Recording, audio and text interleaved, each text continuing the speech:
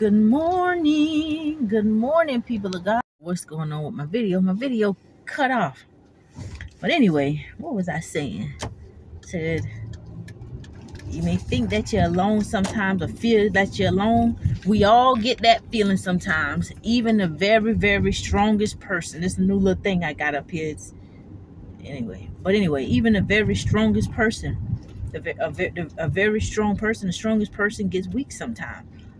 Because we all have feelings. We all have the soul desires to be loved and appreciated and needed. And sometimes you don't have people around you that can tell you that they love you or they appreciate you, or just tell you, babe, you're doing a good job.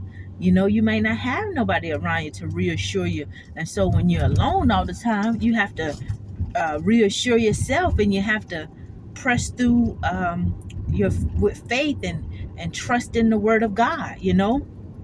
And so I want you to know that when you find something positive to do in the midst of adversity, in the midst of feeling alone, when you keep finding something to do, that pushes you into greatness.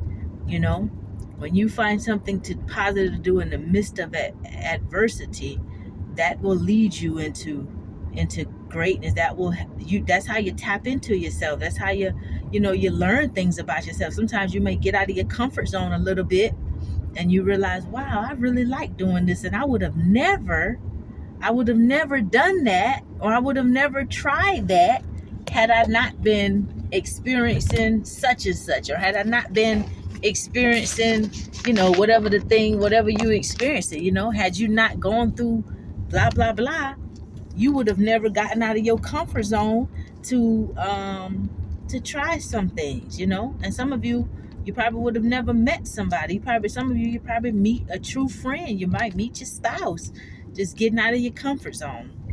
So, that's all I want to say. Be encouraged. Keep going. Just don't stop. No matter what you're going through, get up. Sometimes you may be going through something hard. We all done been through the valley, baby.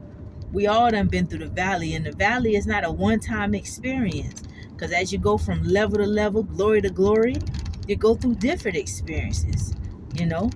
Blessings also come. Blessings come.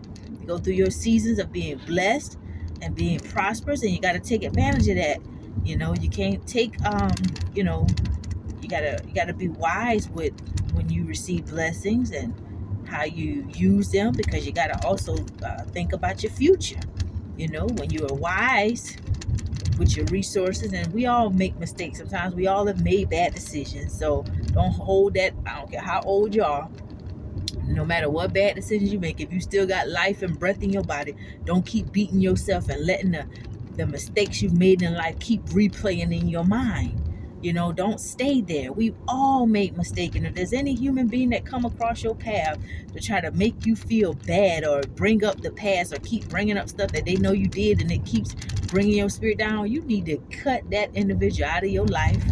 Or those people, you need to cut them out of your life. You don't need people in your life constantly reminding you of your past. It's okay to have people in our lives who criticize us sometimes constructively for our betterment, to help us be better. Because sometimes it takes, and when you're growing, it takes somebody to point out a little flaw here and there, but they will do that. Now, I always had this thing where I believe I admonish in private and I praise in public. And then you get some religious folk, they'll say, well, the Bible say open rebuke. And then you have this world where people try to embarrass other people, or people think they're rightfully, they use that to justify criticizing or, pointing out somebody's fault in public. But God doesn't embarrass us, because God doesn't cause us that embarrassment. There's ways, even an open rebuke just is pretty much just saying something. You can email somebody, or you can pull somebody to the side and talk with them in private and correct them, or talk with them one-on-one, so that they have the opportunity to correct themselves and be better. But oftentimes you'll see people just want to make others feel bad, and then in return, as that person who they try to make feel bad keeps pressing on, they end up feeling like how they wanted that person to feel. So you'll feel the difference with people who are God sent. People who are God sent, they're gonna get you. They're gonna get you because they are anointed to get you. They're going to get you because they are anointed to understand you. You know, they're supposed to understand you. And they're going to have patience for you. You know, they may come bold, but they may be anointed to do so. You know, I've had I've had one of my elders who's in her 70s, she and her husband, and she told me, "Oh, you are bold something." You know, there was a period of time I was anointed to be in her life. I was anointed to say certain things to her. You know, she was going through issues even in her 70s. She and her daughter didn't have a good relationship, and she had some things about herself that she needed to change because she had left her child at a young age with her mom and sister, and she left to go work, and she had a husband, and you know, she didn't feel like she was loved as well. She felt like her sisters got the better treatment, so she was carrying a root of bitterness in her soul. And this was at 70 years old now. This lady was at 70 something years old. And you know, she finally found a man that was honest to her and loved her, and he moved. She and him moved. They still together to this day. She's 70, he's 72. And but she has this mean streak on the inside of her where even sometimes she hurts his feelings. And they have this beautiful home, beautiful grass, the way that they both love to take care of the home. And even in their old age, her husband, they get out there, they have beautiful grass. They taught me the name of it. It was like St. Augustine grass. And so, because I love green, I love a beautiful yard. I love beautiful green grass. My grass ain't St. Augustine. I got centipede in my front yard, but their yard is just beautiful. I've never been a person that can grow flowers. But anyway, back to what I'm saying. So she and her husband, you know, they have a beautiful home, beautiful things. But as I spend time around them, sometimes she would call me, she would check on me, and then if they needed certain errands, I just try to help them out sometimes. But they do have their full independence. But I noticed sometimes she could be very, very mean and cruel and nasty with her words, and it would come out in a way that would just cut your spirit.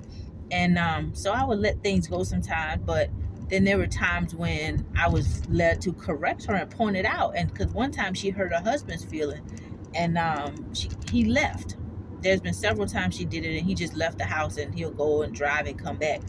And so one day it was she and I said, you know, you got some things you need to work on yourself. You know, I say, when you talk about your daughter, you point out a lot of her flaws, you talk about things about her, and I notice you criticize her a lot with your mouth, and you don't have the relationship that you want with her, but she's not the problem, you are. And I said, I say that with all due respect because you know I love you.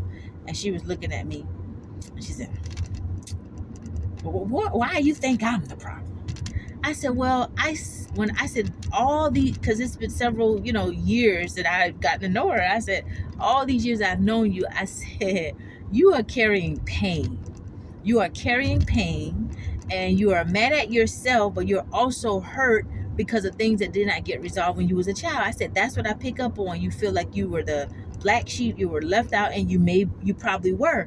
And I said, you felt like you were sending money back to your daughter, all the stuff that you was doing, blah, blah, blah. So I went in details. I'm not gonna go into more detail, but all the stuff that she was doing, she had good intentions, but she herself wanted love that she never received from the people who she thought would love her. And because she was sending support to take care of her daughter and some other people, now that her daughter is grown, she has a relationship with her sister, which was the aunt that was there, and she feels some type of way about it. And when her daughter does come around, she criticizes her, she points out her flaws. Oh, you're too fat. And she was like, she is fat, she need to lose weight. I said, you're wrong. That is not how you're going to build a relationship with your daughter.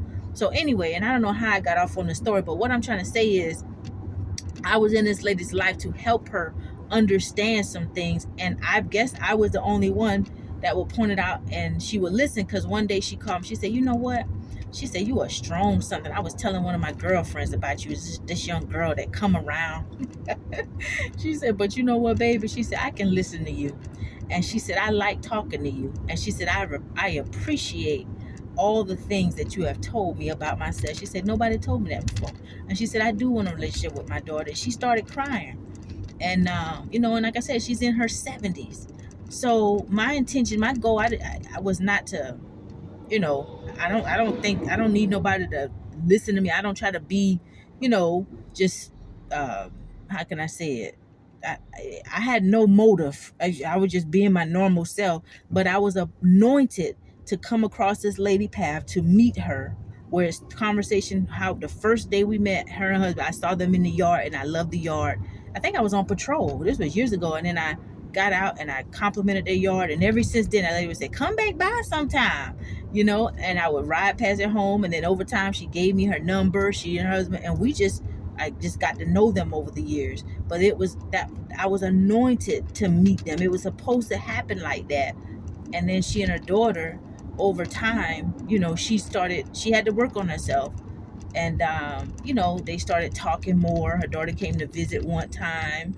And you know, so that you'll meet people. What I'm trying to say is, how I got off on that. What I was trying to say is, we will meet people who are supposed to, when we meet people who are supposed to be in our life, or we are supposed to receive something from them, it won't. I was about to talk and pass my darn turn. Well, I ain't even had the GPS on. I'm just going on memory, because where I'm at right now, this is not my state or my city, but I was going on visual memory. Remember I told y'all in some videos, I am a visual and a kinesthetic learner if I can see it, but I was going on visual, and here I am. I made it to where I was going without even putting the GPS on, because I'm talking on my phone.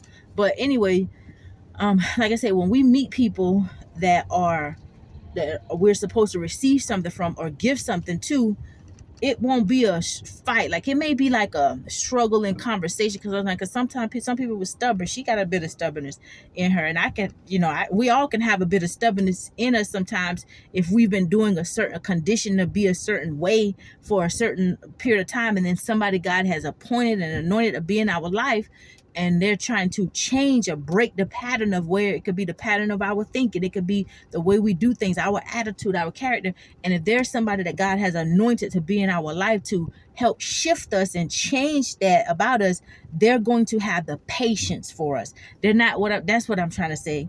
You know, you'll know that they're not going to come around you, and then because you're a little stubborn or you rebel, or, you know, like you just don't receive all that they're saying. They're going to be anointed to have the patience for you, and they're going to understand you, and they're going to know through what comes in their spirit of how to use their words to talk to you, to break down all those little walls that you have guarded, you know, because they're anointed for it. But see, people who are not anointed to speak into your life or to help you or teach you something, you'll know that too, because they get very impatient with you. They will get angry with you. Even like, you don't have to be disrespectful, but they get mad because they can't control you. Those are not people that are anointed to be in your life. You see, I knew what I was telling this lady was right, because I could see it. I could see a lot of things about her, but I didn't try to tell her, well, if you don't do what I say, then oh well, then you ain't gonna never have no good relationship with your. No, because that's not, for one, that's not how you talk to people. And I didn't go around labeling her and say, oh, this lady is a headache. Sometimes I had to push back from her. But even when she would hurt her husband feeling, one day she called me, she said, he went to take a ride. I said something I shouldn't have said. Baby, you right. Everything you be right. She said, what do you think? I said, no. I said, what you do is you let him give it some time, let him have his time, and, you know, and then you apologize. You let him know you're so sorry, and you do need to work on the way you say things to him, because he's your king, you know. And she said, yeah, you right, because he sure is my king. She got a good heart, but she's just working on some things. You know, sometimes the things people go through. But like I said, we'll know the people who are anointed. And I hope I didn't confuse nobody, because I think I was jibber jabber. I'm trying to think about some other things, but we'll know the people who are anointed to deal with us. Because some of us can be some work. I'm including myself. I know I can be some work, baby. But there are people who are anointed. Destiny helpers are anointed to deal with you. And you're going to see when they learn you and they see your flaws, because everybody got some flaws. Even the sweetest person got flaws. But when they learn you and they see your flaws, you're going to know that there's a certain level of grace and patience and love that they have for you. Everybody don't have that. And that's how you're going to be able to recognize your destiny helpers, because people who come into our life that truly don't mean us no harm and they want to help take us to the next level, you will see something different. They will be different. This is a world that's full of selfish people. You know, people are not selfless, they're selfish. And you're going to see something totally different when it comes to those who are anointed to be in your life as destiny helpers. You'll see. Yeah, just keep on living. You'll see. But anyway, I'm going to get off here now. I've got to go I'm gonna go get my babies, and I'm gonna go get my babies and probably change clothes and go take them someplace nice. We're gonna enjoy the city. Y'all have a blessed day. If nobody told you that I love you, that they love you, just know that you got one little country bunking sister. Your little country bunking sister loves you. You never alone, even when you feel it sometimes. Know that you got the angels watching over you. We got angels watching over us. We are never alone. God, we serve a God that said, I'll never leave you nor forsake you. All right? And he that began a good work in us, not might, baby, he shall see that thing to completion. And so anyway, Philippians 4:13 says we can do all things through Christ who strengthened us. Not some, but all things. So anyway, y'all have a blessed day. I love you. Keep being positive. Keep finding something positive to do in the midst of your trials, in the midst of why you're going through certain things.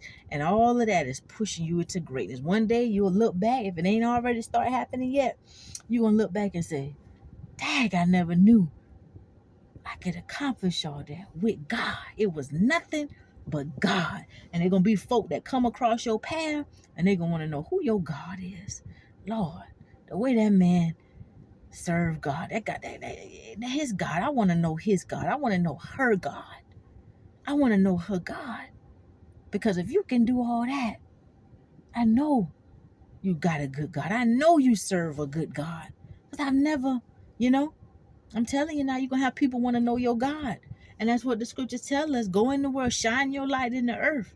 Go out into the earth, shine your light. So people can see, know who your heavenly Father is.